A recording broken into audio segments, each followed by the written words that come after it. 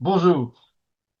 Pour ce billet, j'ai choisi d'évoquer un sujet qui a déjà fait couler beaucoup d'encre et sur lequel des milliers d'ouvrages ont été écrits au fil des âges. Il s'agit de la foi.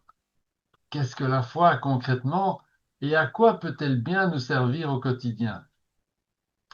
Comme la plupart des gens, j'ai cru pendant longtemps que la foi était réservée aux pratiquants d'une religion et qu'elle ne concernait que la croyance en Dieu.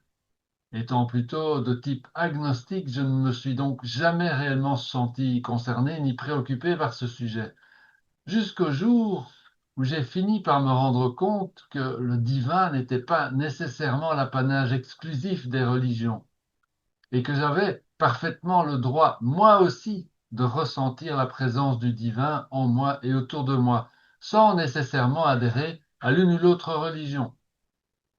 C'est là aussi que j'ai compris que la foi n'est pas exclusivement religieuse, mais peut aussi s'appliquer à n'importe quel autre domaine de l'existence. En réalité, nous décidons toujours, consciemment ou non, en quoi nous mettons notre foi. Certains la mettent dans la religion, d'autres dans un projet, un rêve ou une vision idéale de leur vie. Et puis, il y a eu ce passage éclairant, en tout cas pour moi, de la quatrième richesse dans le livre Vivre dans la grandeur qui m'accompagne depuis des années et qui dit ceci. Je lis. Chacun et chacune, ce qui veut dire tout le monde, possède une foi égale. La question n'est donc pas d'avoir la foi, mais simplement de la diriger en direction des choses que vous désirez manifester. Et bam, hmm, d'un seul coup, je me retrouve confronté concrètement au sujet. Vers quoi est-ce que je voudrais diriger ma foi, puisque j'en ai une, en fin de compte? Ah, mais au fait, si ma foi existe à mon insu depuis toujours, vers quoi est-elle dirigée aujourd'hui? Je n'en sais fichtre rien. Comment savoir? Bon, tu devines que je ne me serais pas lancé dans ce billet si je n'avais pas une réponse à te proposer à cette question passionnante. Alors voici. Pour savoir vers quoi ma foi est dirigée en ce moment, il me suffit de regarder ce que je manifeste dans mon quotidien. Quelles sont mes pensées, mes émotions dominantes tout au long de mes journées? Suis-je plutôt joyeux ou triste, plein d'énergie ou régulièrement déprimé? Qu'ai-je manifesté pour mon environnement, la maison et le lieu où je vis, les gens qui m'entourent, les personnes que je fréquente habituellement? Quels sont les projets qui m'animent? Aucun en particulier, ou des petits projets sans conséquence, ou bien des projets ambitieux qui changent la vie? Ceux et celles qui ont abandonné leur foi sans le savoir aux suggestions sournoises de la rivière des rêves sont plongés dans un bonheur de pacotille vendu par la société de consommation aux mains des marchands du temple, et se dirigent dangereusement et inéluctablement vers la vie de désespoir tranquille, si redoutablement décrite par David Thoreau. Et en fonction de leur âge, ils se retrouvent engoncés dans une routine de métro boulot dodo, ou bien en sont réduits à siroter une tisane devant une série Netflix en attendant leur prochaine visite chez le docteur. Bon, je force un peu le tableau, mais je sais que tu me comprends. Alors, je te pose ici la question en direct. Sais-tu exactement vers quoi tu as dirigé ta foi jusqu'à présent? Oui? Bravo.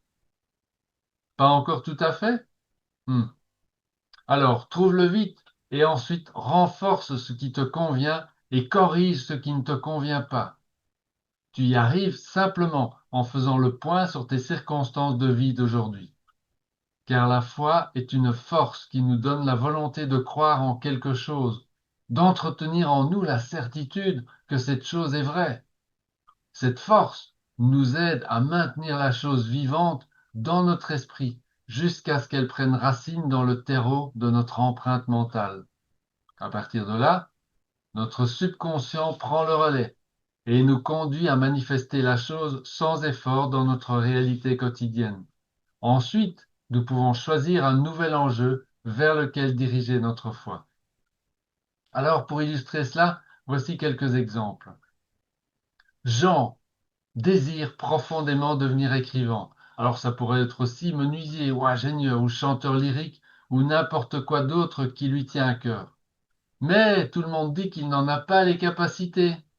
Pourtant, lui, il sait, il a la foi qu'il y arrivera. Autre exemple. Julie désire profondément avoir un enfant. Ou alors ça pourrait être de guérir d'un problème de santé ou surmonter un handicap après un accident, etc. Mais la médecine dit que c'est impossible. Pourtant, Julie le sait au fond d'elle-même, elle a la foi qu'elle va y arriver. Alors un dernier exemple. Adrienne désire sincèrement rencontrer l'homme de sa vie. Il y a en elle plusieurs mauvaises croyances qui l'ont empêchée jusqu'à présent de réaliser son rêve. Mais maintenant, elle décide de diriger sa foi sur la croyance qu'elle mérite de rencontrer l'âme sœur et que celle-ci vient à elle dès qu'elle est prête à la recevoir. Tu vois, notre vie et le monde autour de nous s'améliorent dès que nous prenons conscience de la présence en nous de cette force intérieure qui se nomme la foi et que nous avons le pouvoir de mobiliser comme bon nous semble. Je te propose donc pour conclure un court exercice qu'on pourrait appeler la boussole de foi en 3 questions. Tu es prêt? Alors allons-y. Tu peux arrêter la vidéo après chaque question. Première question. Qu'est-ce que j'obtiens dans ma vie aujourd'hui? Deuxième question. Qu'est-ce que cela révèle sur la direction actuelle de ma foi? Troisième question. Si je pouvais choisir une nouvelle direction, maintenant, laquelle serait-ce? Refais ce petit exercice régulièrement et observe ta vie et celle de ceux qui comptent pour toi se transformer pour le meilleur.